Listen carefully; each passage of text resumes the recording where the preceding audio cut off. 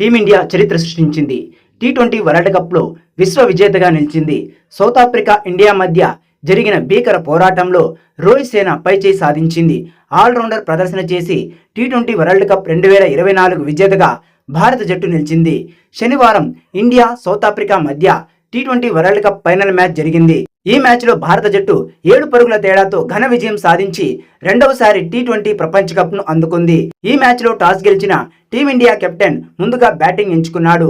Toss గెలిచి బ్యాటింగ్కి దిగిన team India opener captain Rohit Sharma 9 పరుగులకే అవుట్ కాగా, అదే ఓవర్లో కేశవ్ మహారాజ్ బౌలింగ్లో చెత్త షాట్ ఆడి రిషబ్ పంత్ డకౌట్ అయ్యాడు.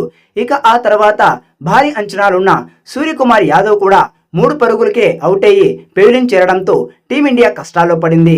అయితే అక్షర్ పటేల్తో కలిసి కోహ్లీ ఇన్నింగ్స్ను నడిపించిన తీరు అద్భుతమని చెప్పాలి. 34 పరుగులకే 3 కీలక వికెట్లు కోల్పోయి కష్టాల్లో పడ్డ టీమిండియాను అర్ధ సెంచరీతో ఆదుకున్నాడు.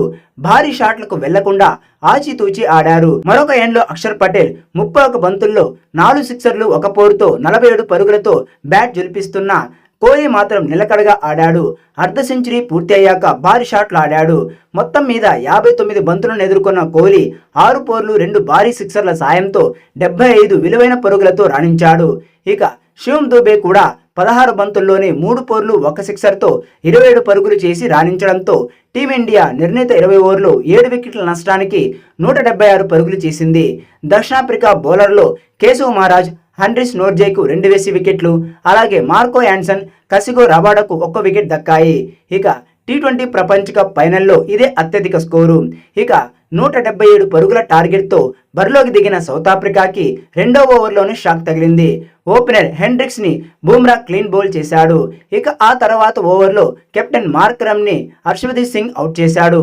దాంతో 12 పరుగులకు 2 వికెట్లు పడి కష్టాల్లో పడింది సౌత్ ఆఫ్రికా. ఈ సమయంలో డీకాక్, అలాగే స్టబ్స్ జట్టును ఆదుకున్నారు. హాఫ్ సెంచరీ భాగస్వామ్యం నెలకొల్పారు. కానీ 31 పరుగులతో చేసి ప్రమాదకరంగా మారుతున్న స్టబ్స్ని అక్షర్ పటేల్ అవుట్ చేయగా, 39 పరుగులు చేసిన డీకాక్ని హర్షదీప్ సింగ్ అవుట్ చేశాడు. ఇక తర్వాత బ్యాటింగ్కి వచ్చిన క్లాసెన్ మ్యాచ్ స్వరూపాన్ని మార్చేశాడు. ఇండియా వైపు ఉన్న మ్యాచ్ని సౌత్ ఆఫ్రికా వైపు తిప్పాడు.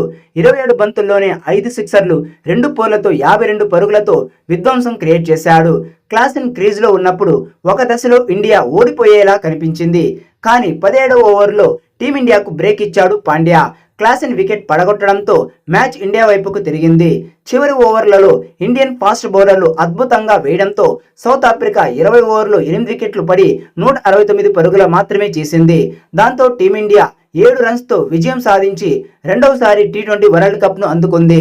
ఇక బౌలింగ్లో అద్భుత ప్రదర్శన చేసిన టీమిండియా పాండ్యా 3, బుమ్రా 2, హర్షదీప్ సింగ్ 2, అక్షర్ పటేల్ 1 వికెట్ తీశారు.